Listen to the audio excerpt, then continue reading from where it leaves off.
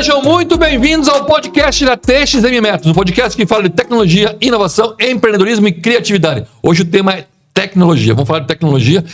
Vai voar por muitas coisas aí, vai voar vários caminhos aí, mas tecnologia é o nosso primeiro foco aqui. Estou trazendo um amigo aí de algum tempo aí que trabalha junto com a gente lá na UFSC, trabalha com tecnologia, o cara adora tecnologia, vive aí com seus drones e não sei o quê. Não sei se vai estar com drone ainda, mas depois ele vai contar um pouquinho dos drones dele e da computação. Acho que a UFSC também tomou tanto tempo dele que ele nem trabalha mais com drone, nem está mais mexendo com drone.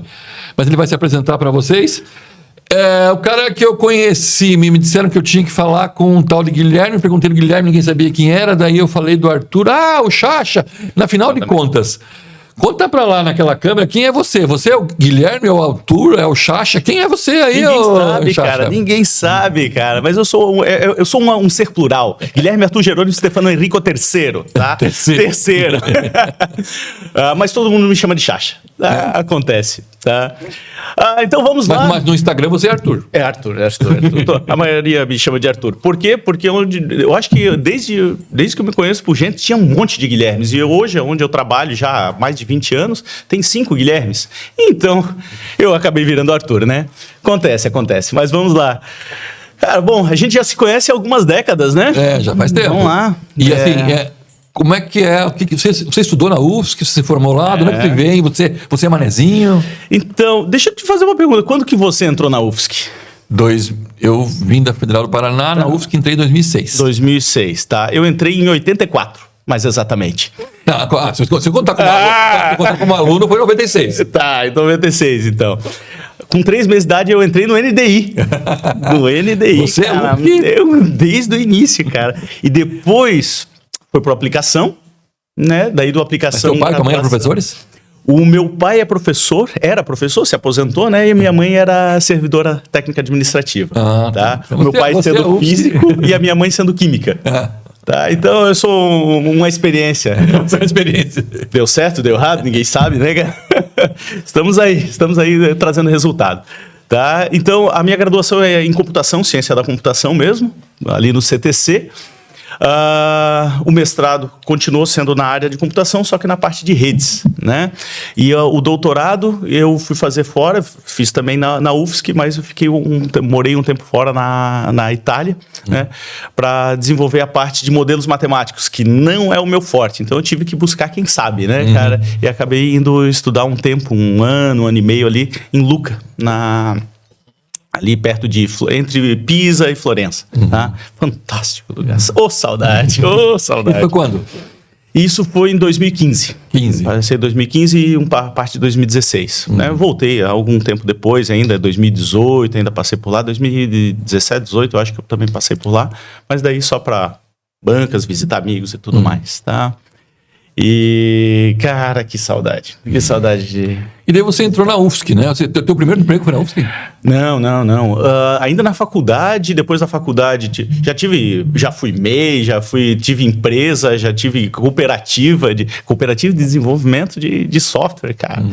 E daí em acho que foi 2008, no meu primeiro mestrado, eu fui para o Rio. Acabei indo para o Rio.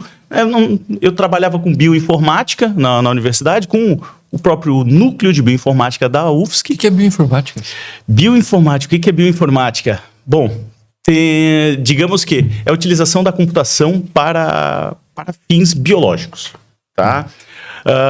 Na época eu trabalhava mais com tripanossomatídeos, os trips, né? É sequenciamento de DNA, comparação, similaridades e tudo mais.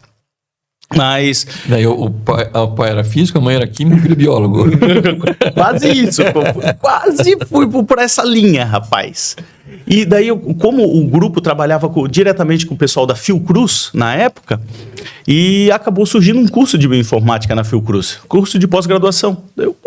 Interessante, já estou trabalhando na parte técnica, né? Por que eu não vou diretamente para o fim biológico, né? E foi isso que eu fiz. Fui lá para trabalhar na Fiocruz e trabalhando, ganhando uma bolsa num projeto e ainda estudando, fazendo lá o curso de bioinformática. Cara, minha percepção, é mais fácil tu pegar um biólogo e formar como cientista da computação do que tu pegar um cientista da computação e transformar em biólogo, cara.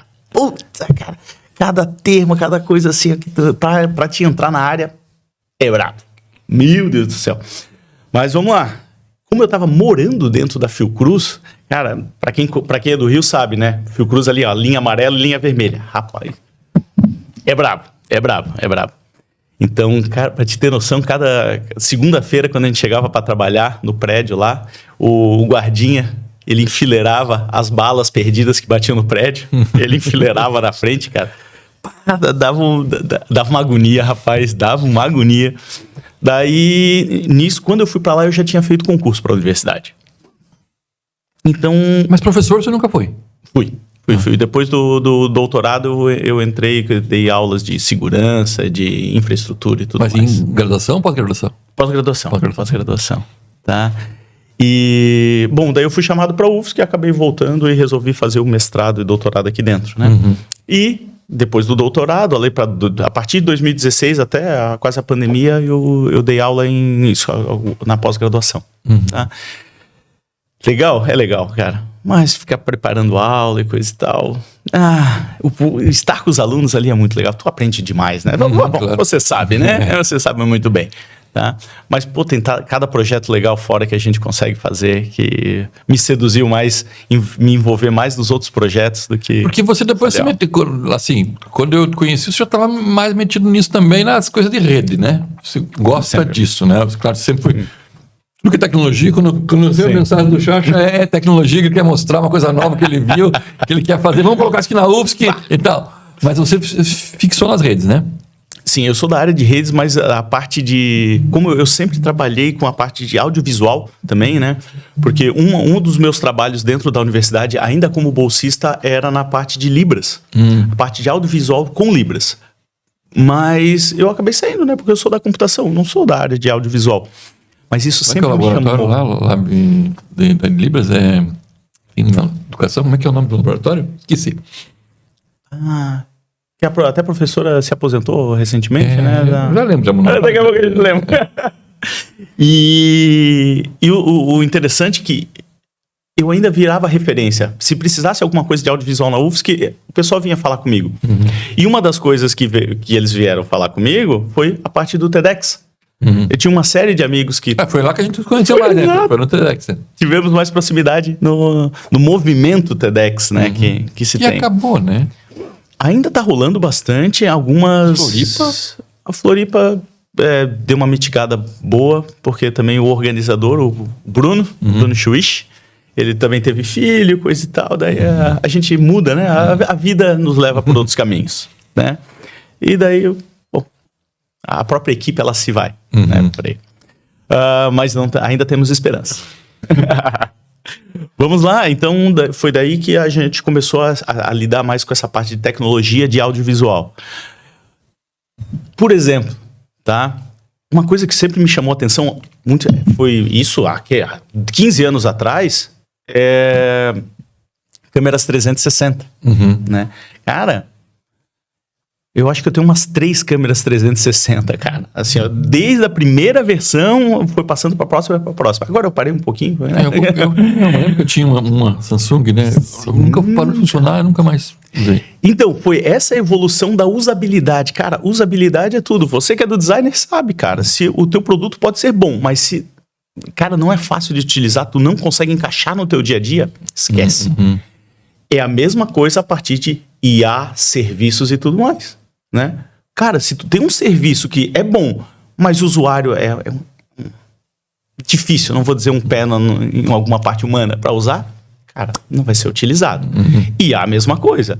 Redes convolucionais, redes neurais já existem há décadas, mas olha a distância com o usuário final. Cara, entendeu? A partir do momento que ele se juntou, se tornou mais próximo do usuário, como um chat GPT trouxe... Explodiu e hoje é a coisa que é hoje, né? Toda a tecnologia está lá e a tecnologia existe, mas ela está distante do usuário, né? E a maioria do usuário não é competente para usar, né? Não está preparado para isso, não tem tempo para ser treinado para isso. Então, quanto mais eu facilitar a vida dele, isso vai acontecer. Isso vai facilitar. Tem uma colega sua do MIT, que ela é diretora de um dos laboratórios de Fab Lab. A Regiane. Não, eu acho que ela é israelita. Israelita, não sei, não sei. Que ela tem uma frase que eu acho que ela fala num dos documentários, das entrevistas que ela deu, que eu achei fantástico, que o seu trabalho acadêmico você tem que estar preparado para publicar ele na Nature e ao mesmo tempo expor ele num museu. Cara, e essa junção de arte com a tecnologia, com a ciência, cara, ela tem que estar próximo, cara. Porque se não bota no museu, significa que as pessoas... que é intangível. Não, mas daí... essa tua frase foi muito legal. E eu sempre digo, é a minha frase chavão, né? Que a universidade tem um muro muito alto. Esse muro tá baixando? Ou não? Eu acho que sim. Eu acho que não tem... Eu acho que o muro não tá baixando. O muro está sendo ruído. Estão quebrando o muro. Porque aquela o velho chavão de que ou publique ou pereça, né? O publish or perish, já está caindo, né? E a partir do momento em que você publica coisas que você não consegue trazer para o mundo real, cara, não é mais válido isso, né? Tanto que, você deve ter, mais na sua área, você deve ver que de um tempo para cá, na computação, tá? Os papers geralmente tem um vídeo explicativo contendo junto. Porque geralmente para explicar melhor... Notebook LM. Né? Não é um conceito matemático qualquer, cara. Se vem com um vídeo junto, uma explicação assim mais... Você conheceu a MindGraphs? MindGraphs? É uma startup que foi de um ex-aluno meu e do Fabrício. Que o Fabrício é um cara que era pesquisador da UFSC e tal. Ele era pesquisador da maconha. Ele era pesquisador das coisas de maconha. O Fabrício foi pós-doutor lá há muito, muito tempo. Eles criaram uma startup só para fazer gráficos para artigos científicos. Olha só! Só para fazer gráfico para artigo científico. Venderam para um grupo indiano. Depois o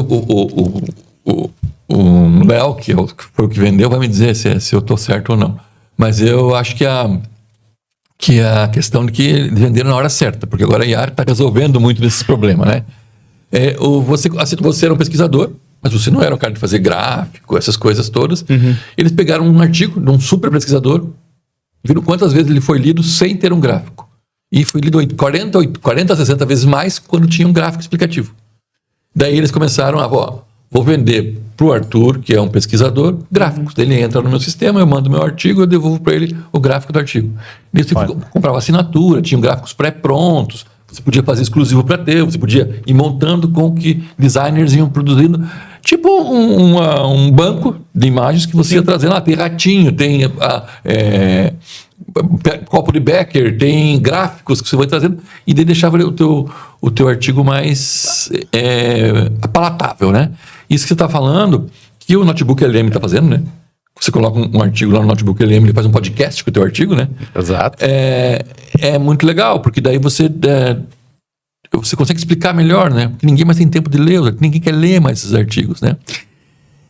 E digo mais, tá? Vamos pular. Não é só um gráfico ou um podcast. Cara, a ideia é tu ter um fluxo de trabalho, um workflow lá que tu bota o teu artigo, ele vai soltar um Reels pro Instagram de 15 segundos, um de 1 minuto, um vídeo do YouTube explicando ali de 5 a 10 minutos, um podcast de 1 hora e por aí vai, né? Ele vai te jogar para todas as mídias e os canais, tá? Não sei se vocês tiveram acesso, mas eu volta e meia o algoritmo joga para mim, tem eu acho que não sei, Article Club, alguma coisa assim, que ele é simplesmente um perfil que acho que umas 3 ou 4 vezes por semana eles fazem um review primeiro de 15 segundos de um artigo científico da minha área, né? E explicam para mim em 15 segundos aquele artigo. E se eu quiser mais, paga. Se eu quiser pagar ali, né, eu tenho acesso ao perfil privado, que daí tem vídeos daí de 1 minuto, 2 minutos, aqui explicando mais sobre aquele artigo. Cara, é sobre isso. É sobre isso, entendesse? Primeiro, os primeiros 3 segundos eles falam um artigo e opa.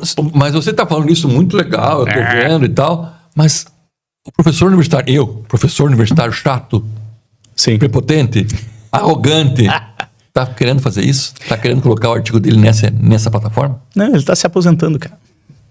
Porque os novos que estão entrando, cara, já tem que entrar pensando nisso, cara.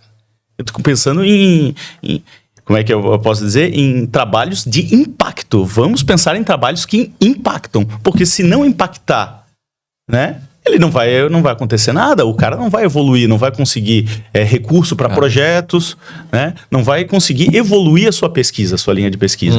E talvez aquele que só, não é só queira ensinar, né? Porque, na verdade, a gente trabalha com pesquisa, ensino e extensão, né? Principalmente no Brasil, que não tem o cargo de pesquisador, né? Justo. Então, porque tu tem pesquisadores e tem professores. E tem pesquisadores, professores pesquisadores. Então se divide, né, o tempo nesses dois. Nesses 3, né? Se tu considerar a extensão também. Mas eu acho, cara, quem não investe nisso tá fora do jogo, cara.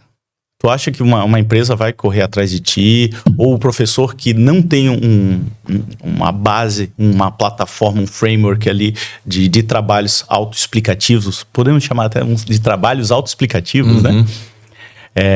No seu currículo, vai conseguir projeto, vai conseguir recurso? É complicado, o cara tem que ser muito bom. Legal, então estou pensando em baixar o muro, mas para baixar o muro, vamos falar do que a gente estava conversando um pouquinho antes aí, que estamos de tecnologia. Sim. E a tecnologia chegou num nível que ela está começando, ela foi muito cara, barateou muito, agora está ficando cada vez mais caro, até por raridade. Teve um aluno meu, ele disse que, professor, não consigo mais comprar um computador porque as placas de vídeo subiram o preço estratosférico, porque todo mundo está comprando, as empresas estão comprando para fazer IA, a NVIDIA está ficando trilionária, né?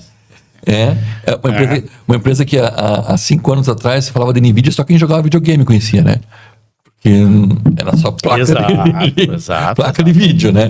E agora é uma empresa que já está nos calcanhar da Apple, nos calcanhar da Microsoft, né? Como empresa, porque ela aprendeu a fazer grandes processadores e isso aconteceu. Mas esse de fazer esses grandes processadores também encareceu muito, até por causa da matéria-prima que virou meio que reserva de mercado, né? China mandando lá, Estados Unidos aqui, um pouquinho nisso tudo, e daí o preço subiu muito. E aquilo que a gente tinha...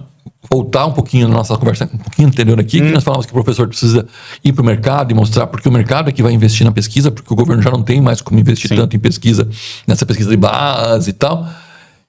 E como é que a universidade, você que estava lá cuidando dessas coisas, como é que a universidade agora vai continuar por mais 4 anos? Vamos ter que aguentar o Chacha mais 4 anos aí. Paro bem. Como é que a universidade está se preparando? Você acha que ela está se preparando, está conseguindo se preparar para isso? Vamos lá. Bom, dessa sua fala, nossa, tem várias ramificações que a gente pode entrar aí, tá? Mas vamos lá, da tua pergunta da universidade, assim, ó. Eu acho que não é só a universidade, tá?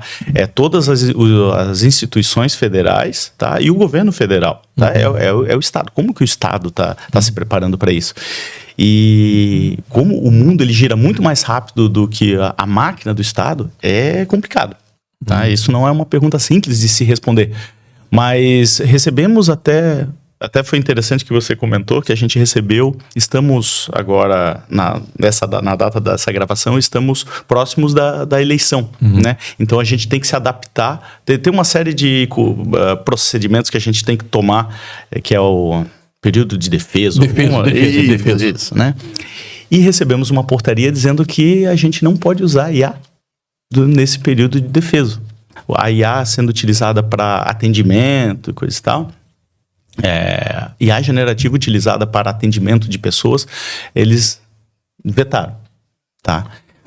E isso a gente começou a pensar, cara, como é que a gente pode viver isso que a gente não começou a utilizar a IA em grande porte, assim, nas instituições do atendimento, instituições federais, assim.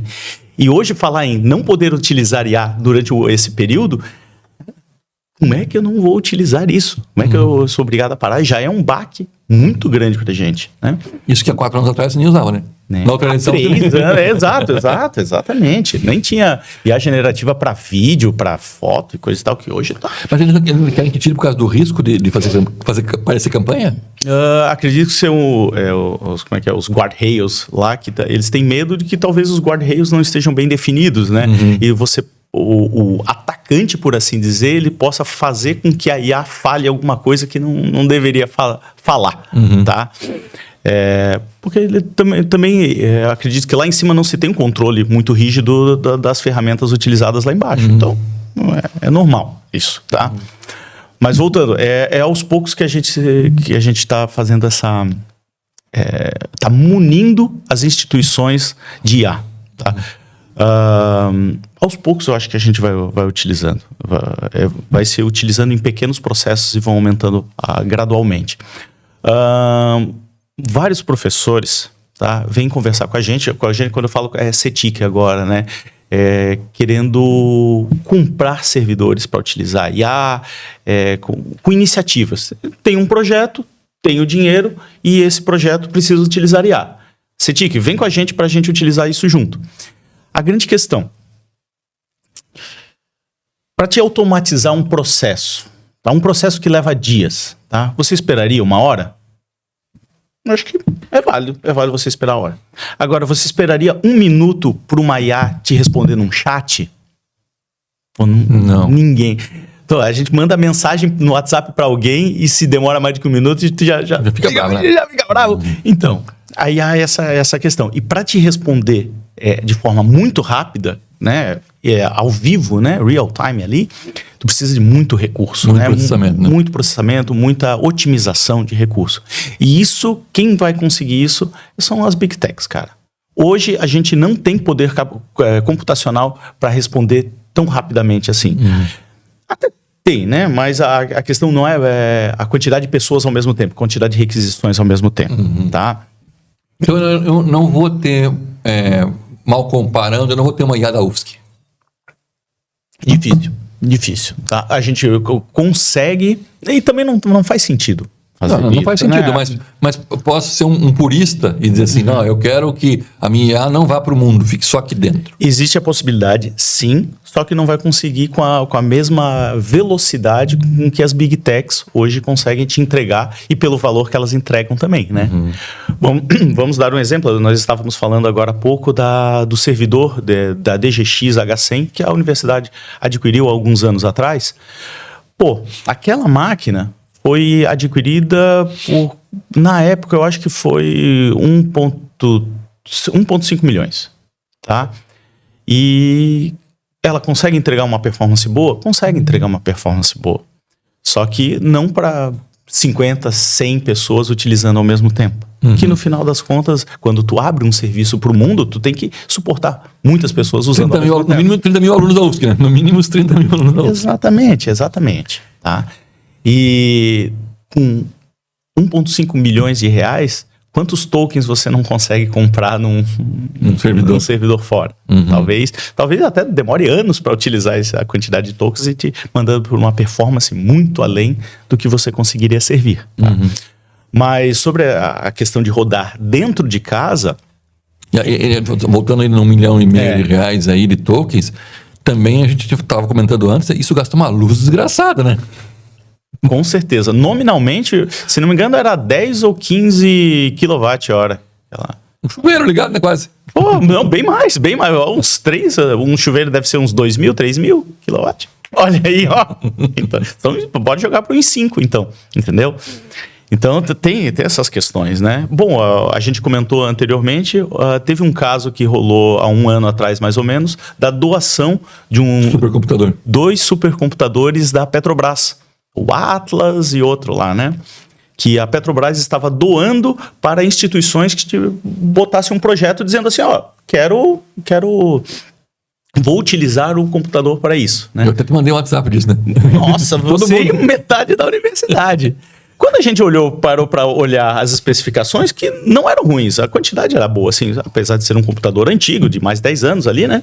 Mas a gente olhou assim, cara, Isso daqui dá 500 mil reais de energia por mês. Pô, inviável, cara. É inviável, entendesse? Tá? Por mais que nós temos bons pesquisadores que conseguiriam prover isso daí com energia fotovoltaica ou tudo mais. Mas fica inviável, né? Então, mas assim, você disse que a universidade está se preparando. Sim. Mas ela não vai viver sozinha. Ela não vai viver sozinha. É uma questão híbrida, né? De ter o que utilizado.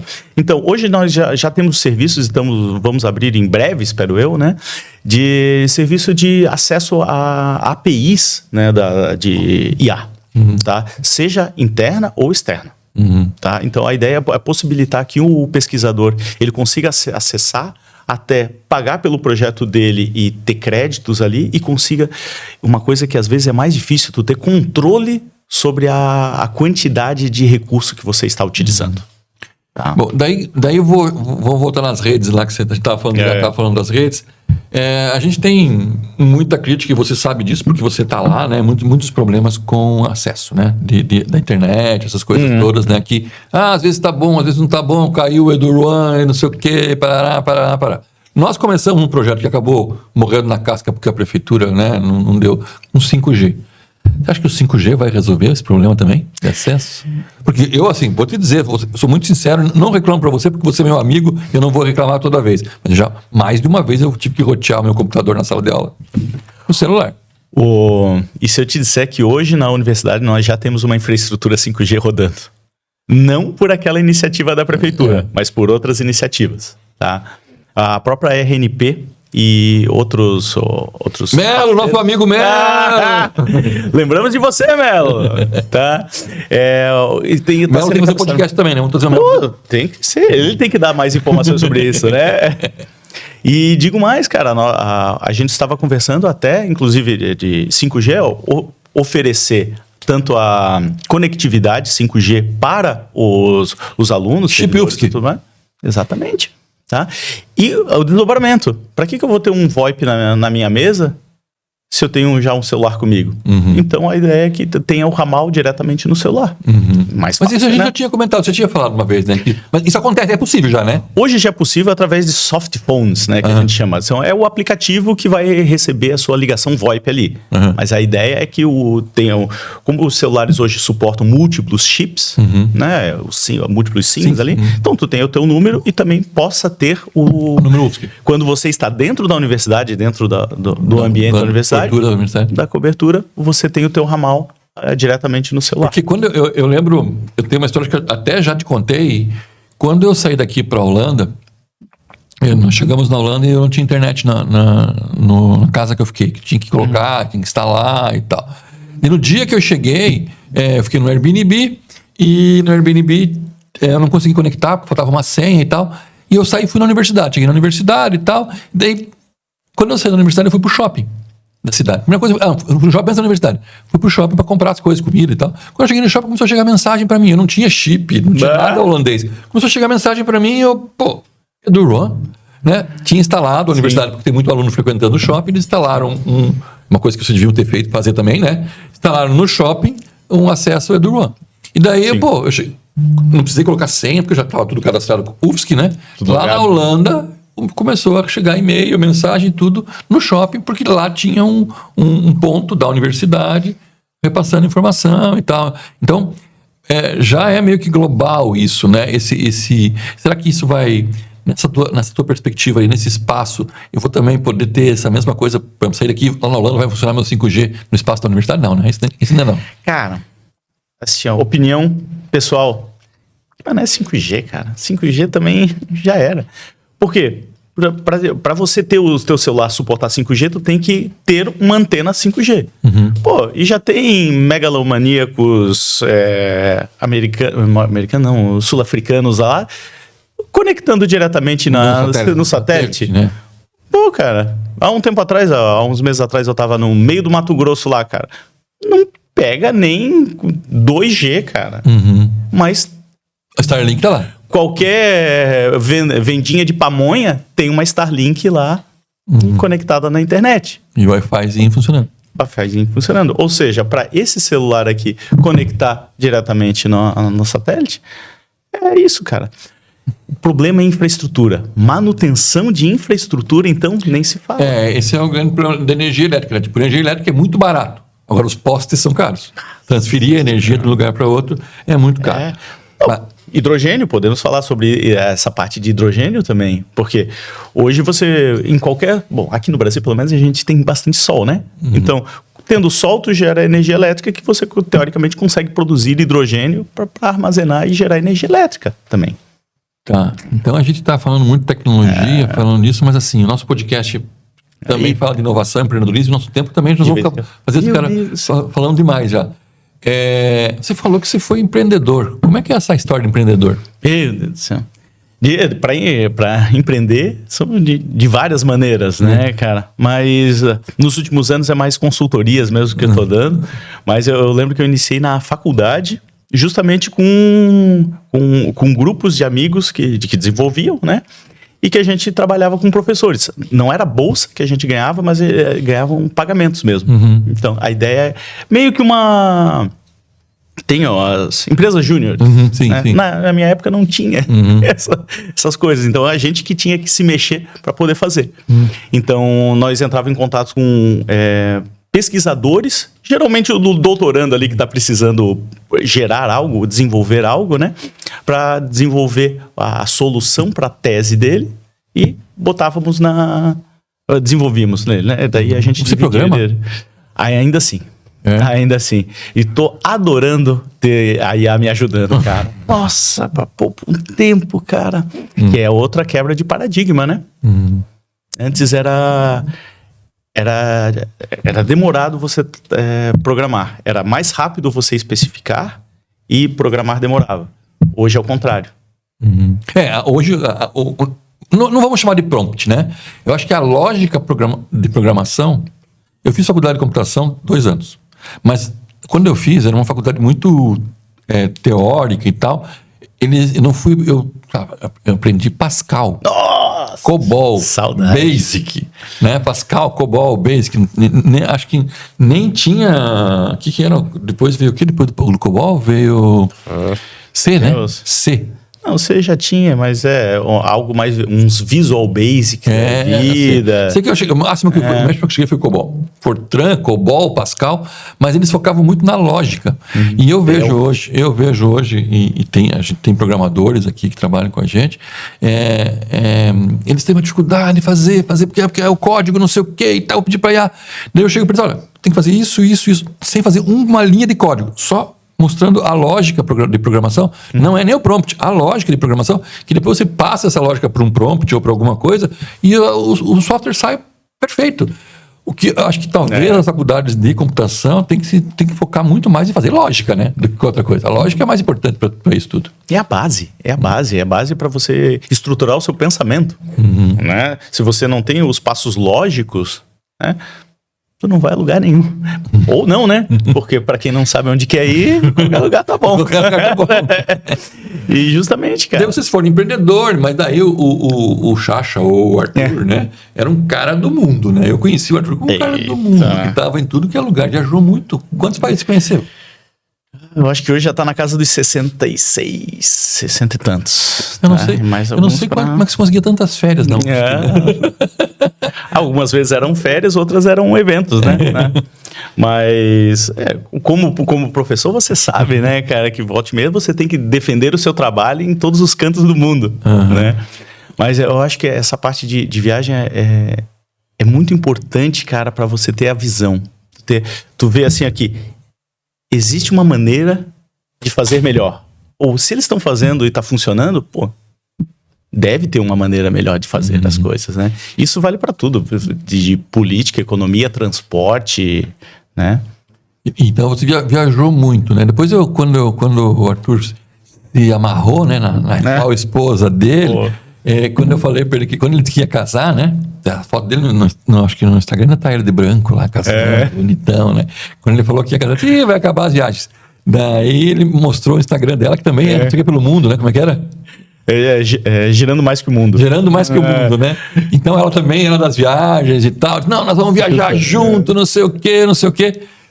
Daí, como é que estão as viagens agora? Porque agora é papai, né?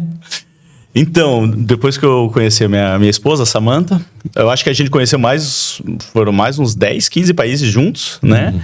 Porque assim, ó, se você encontra uma pessoa, ela tem que compartilhar dos gostos, né? Gostos e perrengues, né? Justamente, porque muitas vezes viajar também é um perrengue.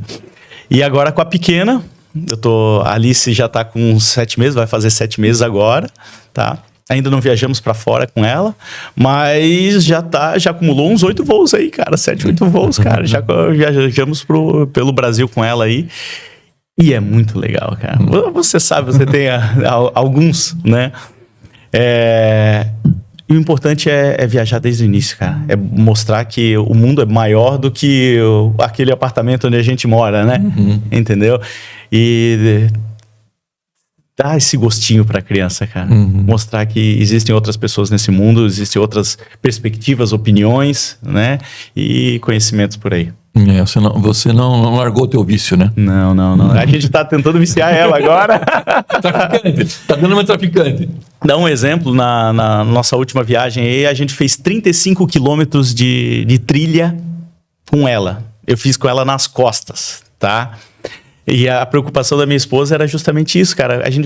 No dia seguinte, a gente vai voltar pro apartamento, a criança vai olhar pra ele. E aí, mãe? Onde é que vamos? Que trilha que a gente vai fazer hoje, né? Mas daí, quantos anos tá? Tô com 42. 42. Quando ela tá com 1 ano agora, vamos imaginar 1 ano. Quando ela tiver com 15, você vai estar com 57. Vai estar com a minha idade, velhinho já, cara. Quero ver se vocês fazem fazer trilha com ela. Não vou levar nas costas. Com certeza não levarei ela nas costas. Diz, ô pai, vamos fazer uma trilha hoje? Ela disse, não, hoje não. Hoje eu quero ficar aqui conversando com a Iá, que é mais... Boa pergunta, cara. Aonde estaremos daqui a 15 anos? Essa seria a minha última pergunta para você, né? Eu queria saber, Arthur... 2035. 10, não vou dar 15, 10 anos. 10 anos. 10 anos, cara. Eu acho que... pra quem assistiu aquele filme Ela, Her. Né? Vai ser muito próximo disso, no sentido que a gente vai ter os assistentes. Hoje a gente já tem os assistentes, né? A Alexa tá aí para dizer tudo isso, né? Não, cara, já tem um assistente aqui no meu Telegram que eu mando ele fazer coisas técnicas e ele faz para mim, do mesmo jeito do Her lá, né? Só que ainda é algo, não é tão próximo que eu possa simplesmente falar com ela agora e ela vai me atender, né? Mas já existem as funcionalidades muito próximas disso, né? Eu acho que com a evolução de uma Apple... E outra coisa, já tem gente pedindo IA em casamento, né? Queres realmente... Vamos chamar alguém da psicologia para falar sobre isso, porque é uma realidade, é um fato, né? Isso já é fato mesmo que existem esse tipo de caso, né? Mas eu acho que a gente vai estar muito ligado a nisso, né? Agentes pessoais, assistentes pessoais próximos para fazer tudo que a gente pede para eles fazerem, né? E, cara, o futuro do trabalho é outra coisa assim que eu não consigo imaginar direito. A gente sabe que vai ter uma discrepância muito grande, né? A gente vai dividir a sociedade em duas classes, as que pagam por IA e as que não podem pagar por IA, né? Ou utilizam a IA de graça ali, que hoje a gente já... Que de graça não é, né? Você tá dando alguma coisa em troca. Justamente. Você tá colocando ali, né? Mas... Talvez você consiga ver com seus alunos que tem 2 tipos de alunos. Os alunos que pagam por IA, o resultado... Não, o resultado é diferente. O resultado é diferente. Olha, eu fiz uma prova esse ano, assim, eu quis fazer... Quer água mais? Não, sem problema. Eu fiz uma prova com os meus alunos, que eu fiz assim, eu quero que vocês façam com IA. Eu quero que vocês usem IA para fazer a prova. Só que vocês vão ter que escrever a prova na mão. Usar a IA, mas depois vocês vão escrever ela. E daí eu peguei essa prova, escaneei a prova e fiz a própria IA, corrigi. E eu sei, dos meus alunos todos que fizeram a prova, eu sei quem paga e quem não paga. Pelo resultado da prova. Quem usou IA paga, quem usou IA não paga. Porque eu forneci os livros, dei a bibliografia para eles, mandei artigos para eles em PDF para eles colocarem na IA, fazer, porque também tem que saber usar a IA, né? Não é só colocar a pergunta lá e pronto. Você tem que unir ela de informação para ela vir com a melhor informação possível, né? E eu sei, quem usou uma IA paga e quem não usou. Dá para ver tranquilamente, efetivamente. Esse seu comentário me lembrou de alguns cases que aconteceram comigo nos últimos meses, agora recentemente, tá? Bom, na CETIC a gente lida com chamados, né? E é comum... Infelizmente, né? Tem que ter chamado. Abriu o chamado? Não abriu o chamado? Primeiro porque tá registrado. Tá registrado que você fez aquele pedido, né? Mas a gente consegue... Vou tentar. Aqui na TXM a gente tentou no começo. Não, só fala com o pessoal da TI. O pessoal da TI... Salomão, por favor, faz chamado, porque tem que ter chamado. Mas chamados que dizem assim, ó... O sistema não tá funcionando. Não te diz sistema, não te diz quando, não te diz onde... Não dá. E por que eu tô chamando a atenção disso? Porque na IA, esse tipo de coisa não vai funcionar. Por quê? Porque falta contexto. Falta contexto ali, literalmente informações dizendo o que não tá funcionando, quando não tá funcionando. Ou até um print screen, né, do negócio que muitas vezes ajuda. Sim, Quem tá atendendo só olha assim, putz, erro tal. E essa pessoa que simplesmente diz o sistema não está funcionando, não vai se dar bem com a IA. Tá? A IA vai fazer uma série de perguntas para ela até chegar. Que é o que um atendente faria, né? Faria uma série de perguntas, tá? Mas talvez eu acho que a gente tenha... Mas não vai mandar. Desliga a tomada, conta até 10, clica de novo. Como normalmente faríamos, né? Mas talvez a gente possa dar um passo para trás, que é a comunicação, né? Por que as pessoas não gostam de abrir chamado? Porque isso talvez force elas a parar, sentar, escrever, organizar. Entender o problema, né? Entender o problema, né? Que às vezes dói, né? Cara, tu fala, mas qual que é o problema mesmo? Daí escreve. Não, mas isso daqui, muitas vezes...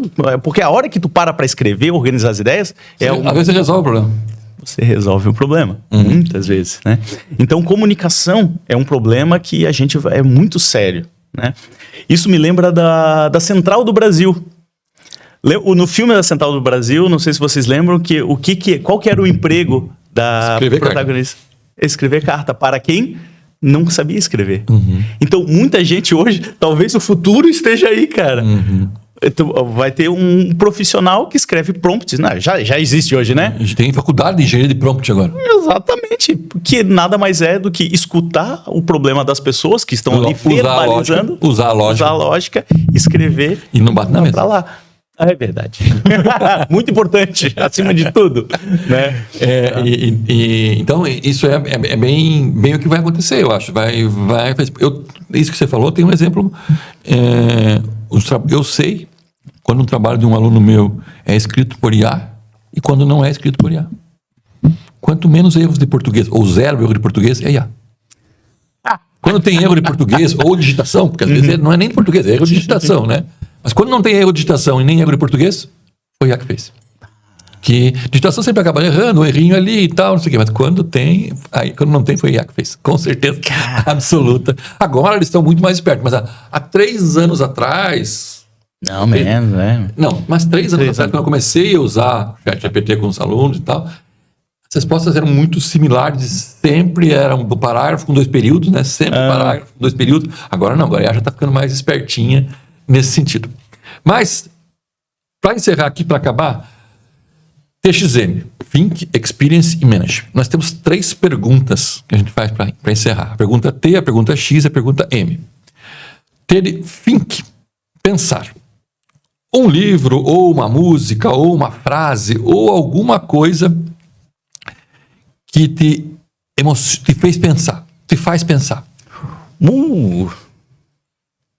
Na verdade, cara, um livro que eu li recentemente, ficção, tá? Eu gosto de ficção justamente para sair da nossa realidade, mas que muitas vezes a gente acaba vendo a realidade dentro da ficção, né?